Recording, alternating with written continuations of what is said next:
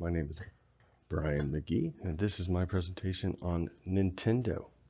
I chose Nintendo because it's been a product that's been in my life since I was very young, actually. And waking up one morning at Christmas, we had one, and we didn't have a lot of extra money, so that was really cool. And it stuck with me my whole life. So I hope you enjoy. In 1889, Nintendo was founded. It wasn't known as Nintendo, but it was a playing card company in Kyoto, Japan. The company adapted and changed throughout the years, and as they were able to continue growing their products, they started pushing into the global market. And that really took off in the 80s when Donkey Kong became a household name.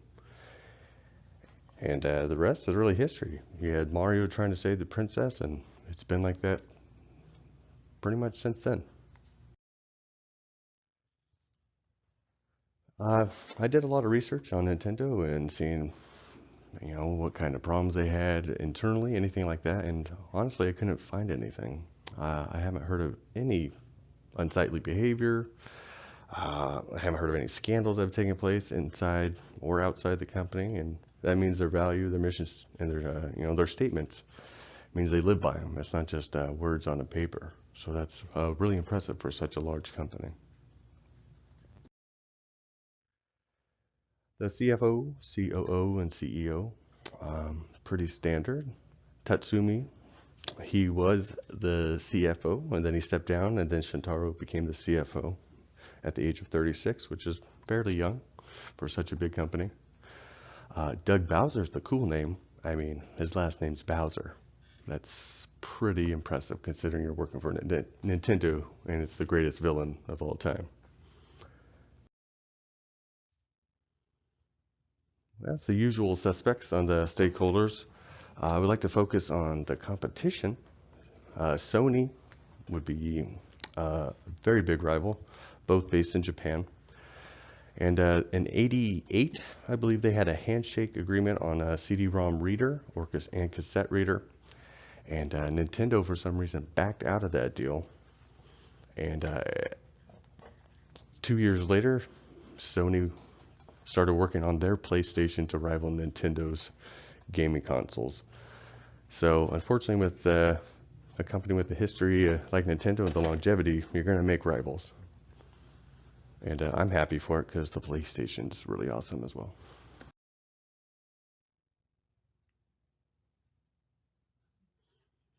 Well, the marketing of Nintendo really stems to everybody. It's for a kid picking up a controller or a console for the first time, or someone reliving their youth like really I do.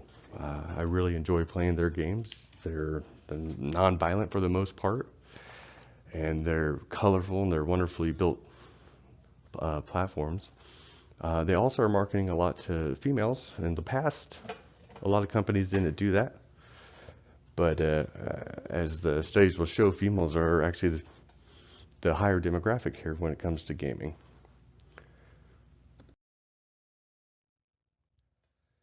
In global advertising, I put a little graph here from 15 all the way through 2019. They raised their advertising 40% since then, which is quite a bit. I mean, that's over almost 700 million in just advertising alone throughout the world, and holy moly, that is a lot of money.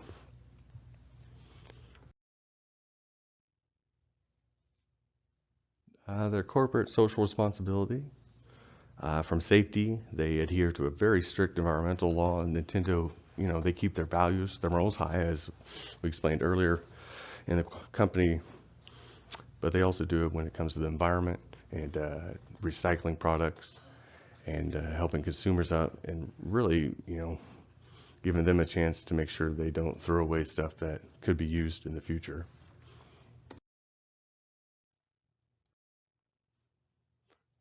For the social initiatives, Nintendo has a program called End Giving, which means an employee can choose a charity or they can choose just to give them a flat donation, and Nintendo will match that in either product or dollar amount.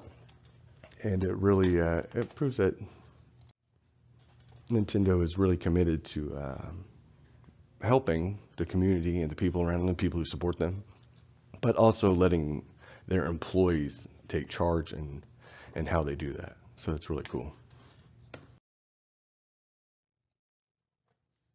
The company has quite a laundry list of people they donate to or provide entertainment equipment to through the Make-A-Wish Foundation, the Boys and Girl Club. Uh, they really want kids who don't normally have the opportunity or can't because of a condition experience the joy of playing the game. And they'll also send their favorite characters to see them in the hospital.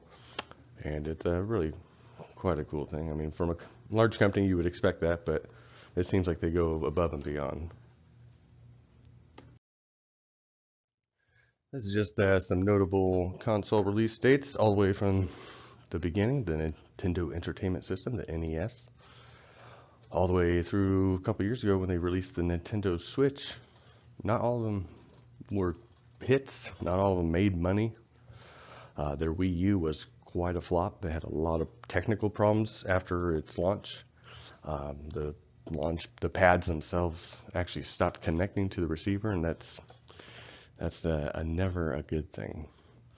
But let's see, I have owned the NES, Super NES, Nintendo 64, the GameCube, which also was not a big hit. I've had the DS, the Wii, the Wii U, and also the Switch. So it's fair to say if you get someone's attention early on, they will stay with you throughout the lifespan, really. So that's your advertising, that's your marketing at work. Well, I'd like to thank everybody watching my presentation. I do hope you have learned a lot. A couple other notes would be hopefully coming soon within the next couple years. Nintendo's gone to Universal Studios to have a Super Nintendo Land.